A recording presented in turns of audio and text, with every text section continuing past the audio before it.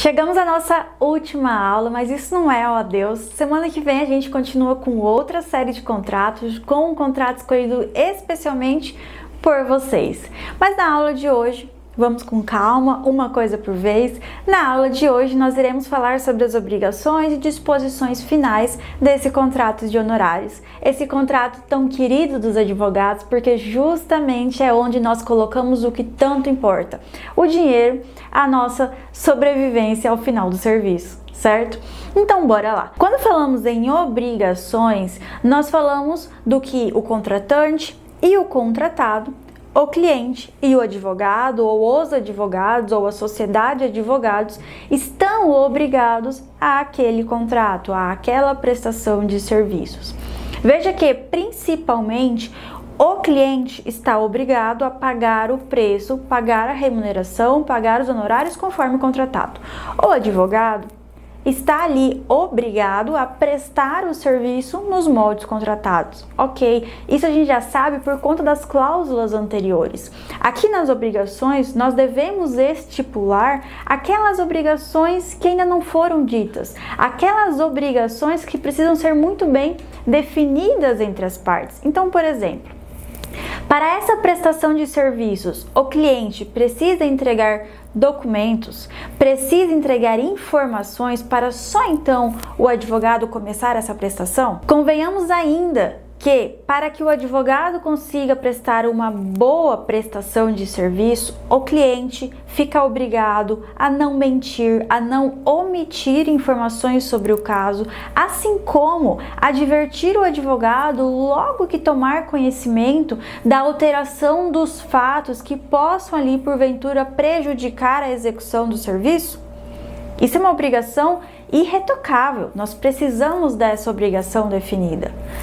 Além disso, convenhamos que é importante que o cliente sempre informe ao advogado quando não puder comparecer a reuniões, a atendimentos, a negociações, a audiências, a julgamentos específicos dos quais for convocado. Essa obrigação não tem como tirar. E essa obrigação não foi dita anteriormente, ela decorre justamente do objeto principal. Então a gente precisa trazer ela. Mas nada impede que existam outras obrigações, tanto além do principal quanto além dessas básicas laterais. E aí você definirá isso no contrato. Obrigação do cliente apresentar algum documento específico, obrigação do cliente apresentar alguma pessoa, alguma testemunha, algum informante em específico, obrigação do cliente de pagar algo em específico. Por sua vez, o advogado tem a obrigação principal de prestar o serviço, mas lateralmente, acessoriamente, ele terá a obrigação de sempre manter informado o cliente de todos os andamentos do processo, de todos os andamentos do procedimento, de todos os andamentos da negociação, de não omitir e nem mentir informações desse processo, desse procedimento, dessa negociação, prestar as contas caso seja solicitado pelo cliente. Fazendo um parênteses aqui sobre a questão da prestação de contas, veja, é possível que no contrato conste uma cláusula onde o advogado fica expressamente autorizado pelo cliente a destacar os seus honorários de eventual RPV, alvará, precatório ou outras parcelas que porventura receba em nome do cliente, ou ainda receber integralmente o valor que caberia ao cliente, descontar os seus honorários consigo e depois repassar ao cliente os valores remanescentes. Podem ter uma dessas duas possibilidades no contrato, então isso é algo a se negociar com o cliente. Uma vez que existem essas disposições, seja do destaque de honorários, ou seja, do recebimento de valores em nome do cliente, o advogado ele fica obrigado a uma prestação de contas detalhada, onde ele irá apresentar ao cliente o que recebeu, o que descontou, o que pegou para si e por que pegou para si, o que foi pago, o que foi descontado e o que é remanescente ao cliente, de direito ao cliente. Essa prestação de contas não tem como fugir, mas Aí é um ponto interessante essa disposição de destaque de honorários ou recebimento de valores no nome do cliente, porque o advogado já resguarda, já garante, já tem a segurança de que receberá seus honorários ao final daquele contrato. Além disso tudo, o advogado pode ter obrigações acessórias àquele objeto principal. Então nada impede que, além desse objeto principal, o advogado tenha que fazer uma diligência prévia. Nada impede que, além desse objeto principal, o advogado tenha que contratar terceiros, arcar com certas despesas. Tudo isso, conforme contratado e negociado entre as partes, deve estar aqui disposto no contrato de honorários para que um possa cobrar o outro e, inclusive, quando um queira cobrar a mais do que foi negociado, estará no contrato tudo conforme combinado. Quando eu falo de disposições finais ou ainda de cláusulas gerais, aqui a gente fala das mais inúmeras cláusulas. Então nós podemos falar em sigilo profissional, nós podemos falar em proteção de dados, que traz ali uma obrigatoriedade do advogado implantar o compliance em proteção de dados no seu escritório, justamente porque ele irá tratar os dados pessoais de seus clientes e de terceiros envolvidos naquela relação. Aqui nós falaremos ainda de inexistência de outro vínculo entre as partes, falaremos ainda de convenções processuais, podemos falar ainda de declarações e garantias, principalmente se for um serviço ali mais complexo que demande essas declarações e garantias. Veja que é possível, num caso onde o cliente irá repassar informações sigilosas, segredos comerciais e outras informações ao advogado que não queira que sejam repassadas a terceiros ou que não queira que venham a público, até porque a gente sabe que é garantido o sigilo advogado-cliente, descrever no contrato desde já esse sigilo profissional, o que engloba esse sigilo profissional, e nada impede que seja uma cláusula de confidencialidade que abranja as duas partes, então também trazendo a obrigação de confidencialidade ao cliente.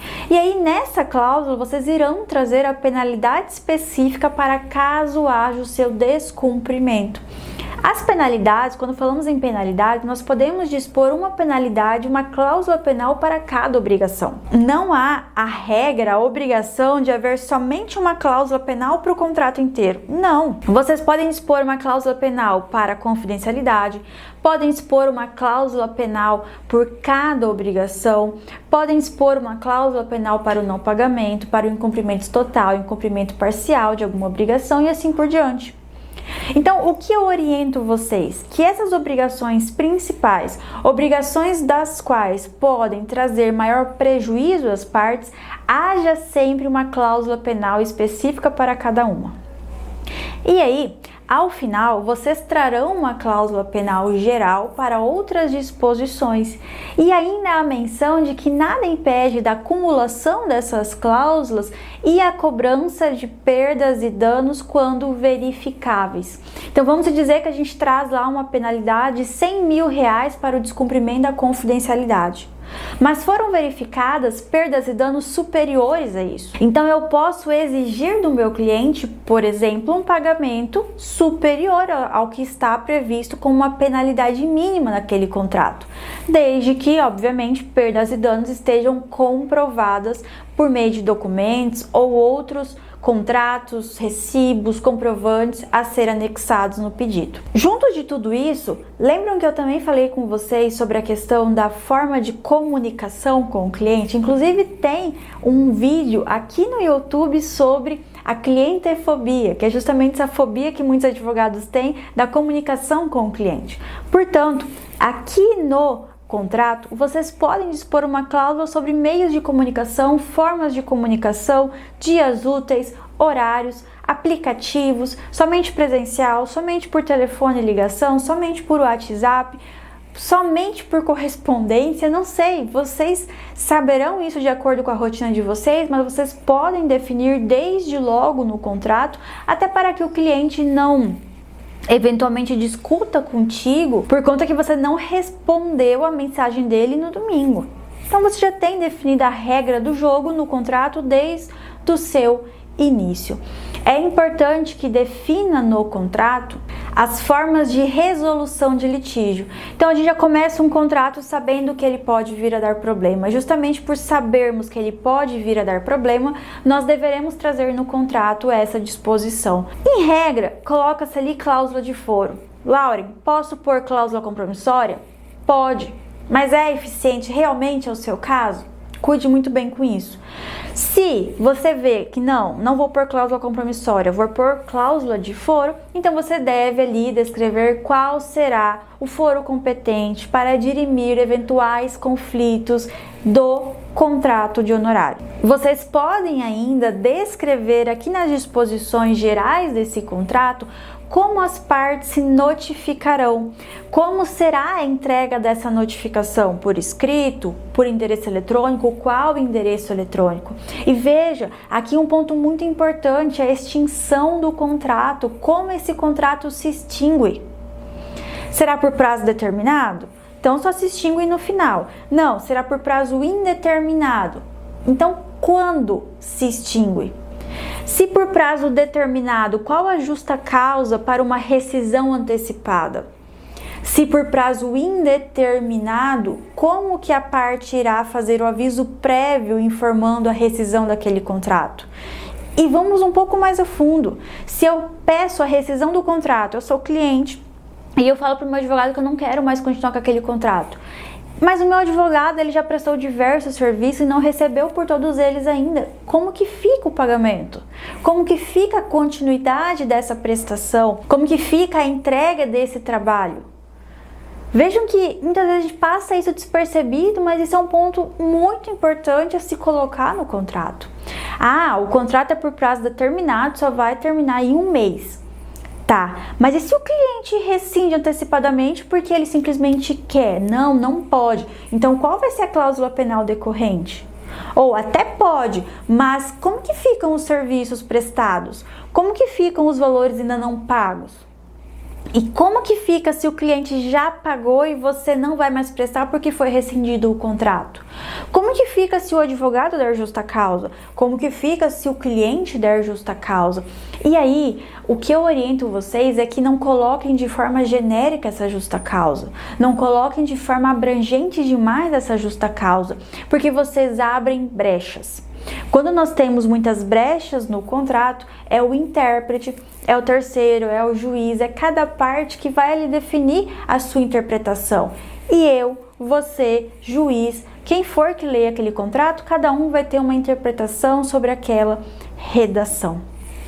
É importante que caso o advogado receba documentos, receba arquivos ou se o cliente tiver algum documento em específico, que seja disposto no contrato que ao final desse contrato, seja por justa causa, seja por cumprimento do serviço normalmente, seja qual for a forma de rescisão desse contrato, que seja devolvido qualquer documento, qualquer arquivo, qualquer objeto que a outra parte esteja no domínio, que seja da outra, para que justamente haja a devolução daquilo que foi entregue em razão da execução desse contrato. Lembrando sempre, nós devemos ter muito claro em mente as penalidades e muito claro em mente a forma de extinção desse contrato. E aí são várias as formas. Ainda que acreditemos que não, vai ser tranquilo, calma lá.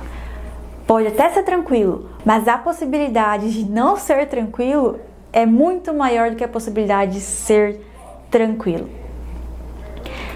E outra questão muito importante, falando agora nessa questão de Covid, de caso fortuito, força maior, eu vejo muitos advogados que colocam simplesmente a cláusula de força maior, cláusula de pandemia. Aqui é muito importante que vocês não foquem num único evento. Então não adianta focar só em pandemia. Aí agora ocorreu a guerra, vamos dizer que a guerra influencia no contrato de vocês e que de algum modo prejudicou o contrato de vocês, mas que vocês estão somente tem uma cláusula de pandemia que não vale para nada se não tiver pandemia.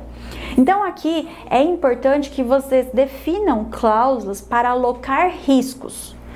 Como se faz a alocação de riscos? Entendendo quais os riscos previsíveis ou imprevisíveis que podem ocorrer naquela relação e descrever no contrato mecanismos para assegurar as partes. Nós sabemos que alguns eventos, ainda que previsíveis, eles não podem ser evitados pelas partes. E quando eles ocorrerem, eles irão prejudicar de algum modo aquele contrato. O que acontece se esse evento ocorrer? Do mesmo modo, sabemos que alguns eventos são imprevisíveis e que quando eles ocorrerem, não tem como as partes evitar o prejuízo sobre aquela relação. E quando esse evento ocorrer, o que as partes vão fazer? Você pode definir que ocorrendo algum evento que prejudique de algum modo aquele contrato, aquela relação, as partes irão negociar novos termos. Pode. Veja que você deixa super abrangente. Não quer dizer que vai resolver alguma coisa, mas você traz uma possibilidade de revisão. Isso porque, quando falamos na prática de contratos, não há a obrigatoriedade de revisão do contrato porque ocorreu algum evento ali novo na relação. Não há essa obrigatoriedade. Para que você consiga realmente revisar esse contrato, vai ter que judicializar se a parte não quiser de forma amigável. Mas uma vez que você traz no contrato a possibilidade, então as partes possuem a obrigação de uma negociação, de uma renegociação, e aí se elas não entrarem em consenso nos termos, só então vai judicializar. Mas vejam as inúmeras possibilidades de previsões num único contrato de honorários. Óbvio, se for ali uma relação de prestação de serviços extrajudicial, muito provavelmente ela será menos complexa ou trará menos disposições do que um contrato que preveja uma prestação de serviços no judiciário ou num procedimento arbitral. Então é interessante que vocês tenham até mesmo 2 contratos caso prestem serviços extrajudiciais e judiciais e ainda arbitrais, porque cada um deles terá os seus próprios riscos. Óbvio, teremos riscos em geral, mas também riscos específicos. Por isso que é importante que vocês conheçam sempre muito bem os serviços que prestam, a demanda que presta, quais os valores que englobam aquela demanda, o que o seu cliente pode ou não pode pagar, o que você pode ou não pode pagar, qual é a base da sua prestação, quais os riscos e como serão alocados naquele contrato e principalmente qual é a análise econômica desse contrato, que aí irá envolver a criação de cláusulas penais, as justas causas para a extinção daquele contrato e todas as demais disposições decorrentes dessa relação. Essa foi nossa série de contratos de honorários. Aqui abaixo desse vídeo tem um link que vai direcionar vocês para baixar uma estrutura de contrato de honorários para vocês moldarem conforme a realidade de vocês. Qualquer dúvida que vocês tiverem durante toda essa série, mande aqui nos comentários que eu estou à disposição de vocês e até a próxima série na próxima semana.